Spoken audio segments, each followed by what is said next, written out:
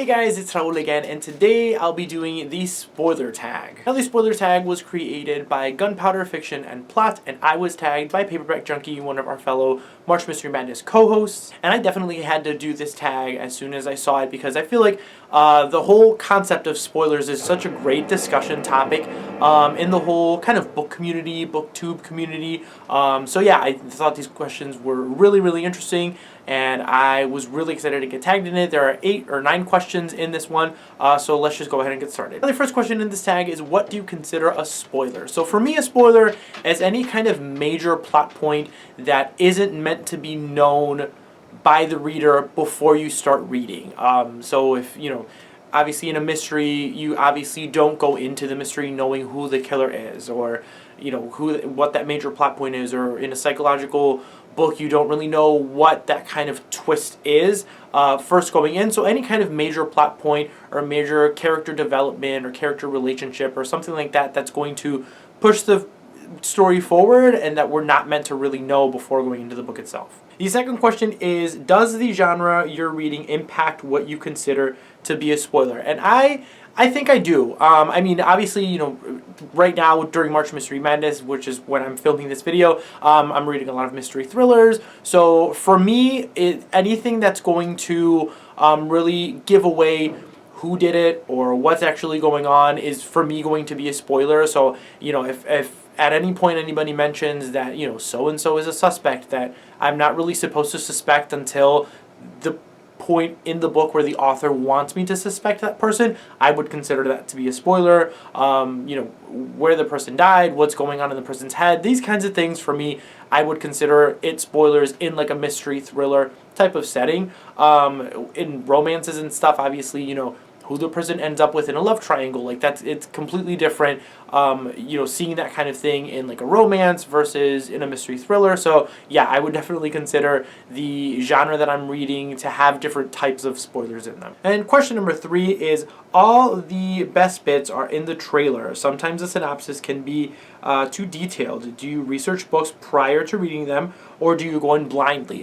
So I feel like as time passes, I've gotten into synopsis less and less because I feel like they tend to be a little bit spoilery. A lot of synopsis end up giving too much away about the book and about the story. And honestly, there are certain kind of descriptions that I would read for books that once I start reading the book, I would tell myself, well, if I didn't know that this certain thing would have happened, it would have been a great kind of reveal. It would have been a great kind of plot twist, not knowing that these certain aspects happened in the book before going into them.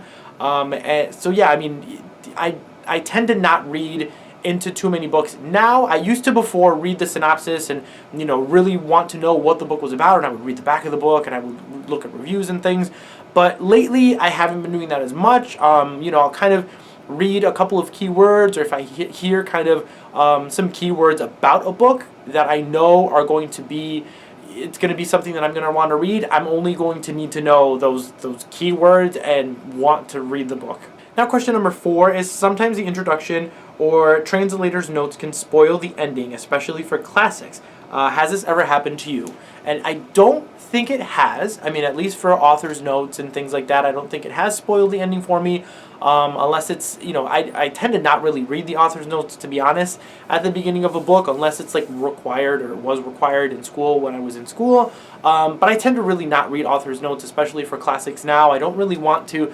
I mean, number one, yes, it's adding to the story, but I feel like once you're familiar with the story, it's kind of nice to get all of these added notes and this added benefit of reading all of these kind of translator notes or author notes before, rereading a classic. But going into it, I feel like it's not very necessary. I don't really do it. And the next question is, name a time where somebody spoiled a novel for you. So this isn't a person, but I feel like I remember very clearly where another book spoiled a book for me. So I was reading years ago one of the Shadowhunters novels. I don't remember which one it was, but it gave away the ending to Jane Eyre by Charlotte Bronte, which I still haven't read, but I already know the ending. I know the big twist of Jane Eyre, and I think Cassandra Clare in that book probably assumed that everybody at this point had read Jane Eyre or known what the ending to Jane Eyre was, or what the big kind of mystery revolving around that book was.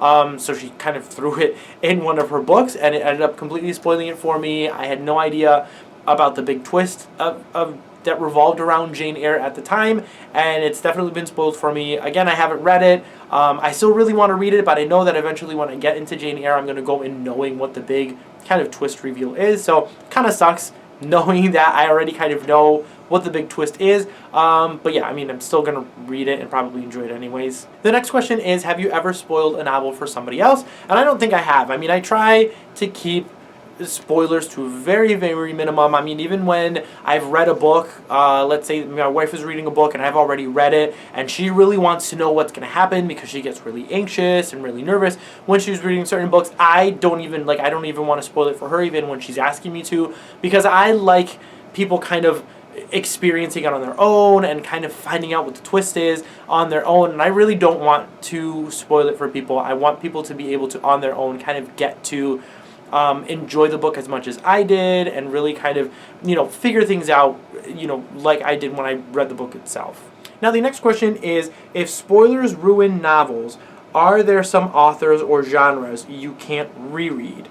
And I feel like it depends for this question. I mean, again, if it's a mystery thriller novel that I've already read,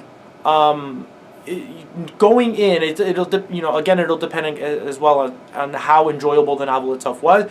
If the novel had amazing characters and an amazing plotline and an amazing story, and it's something that I want to kind of revisit because I loved the characters in the world so much, even if I kind of know what these kind of twists are, I'd still probably end up enjoying it. I mean, I would say I probably end up enjoying it more at some points because I can kind of pick up on these little clues that are being given before these big twists happen. So I don't think it ruins the enjoyment, especially if I, like I said, enjoyed the character and enjoyed the world that I was reading at the time. I don't think, knowing what happens is going to really ruin the whole experience for me. But if it's, if it was kind of a mediocre type of mystery, kind of run-of-the-mill, very typical kind of mystery thriller or whatever it is, I'm probably not really going to enjoy it on reread because I'm going to know everything that's going to happen in those cases. And again, it doesn't have any other aspects in there that's going to really attract me to want to experience the whole thing all over again. The next question is, when reviewing, are you spoiler-free? Does this limit your ability to discuss? Yes, I try and be spoiler-free as much as possible, again, because I don't really like ruining things for people. If I really want to do a spoilery kind of discussion for a book, I will let you guys know at some point. I mean, I'll either make a separate video discussing that book, or I'll, halfway through my review, I'll let people know that I'm going into kind of spoiler territory or discussion kind of territory, and then if you guys want to kind of click off the video at that point, then it's great. I mean, I haven't really done many spoiler discussion type of videos. Again, I don't really like to do those unless it's a book that I really, really need to talk to people about. Then I will go ahead and do those. But yeah, I try and stay as spoiler-free as possible. And then the last prompt is to tag people. So I'm not sure who has done this tag or who hasn't done this tag. I mean, I don't really like doing tag videos and then tagging too many people that I know are probably not going to watch the video. So if you guys have not done this tag, if you guys want to do this kind of discussion or this kind of tag, I would absolutely recommend it. I tag you guys if you guys want to go ahead and do this. I highly, highly recommend it because I really enjoy, like I said, these kinds of questions and this kind of discussion about spoilers. So yeah, guys, that is it for the spoiler tag. Comment down below. Let me know what you guys think of spoilers. If there are any answers to these questions that you guys want to answer down below, let me know. I'd love to know your answers for these. And before you go, don't forget to like and subscribe. I post videos every Tuesday and Friday. Thank you guys all again for watching, and I will see you all next time.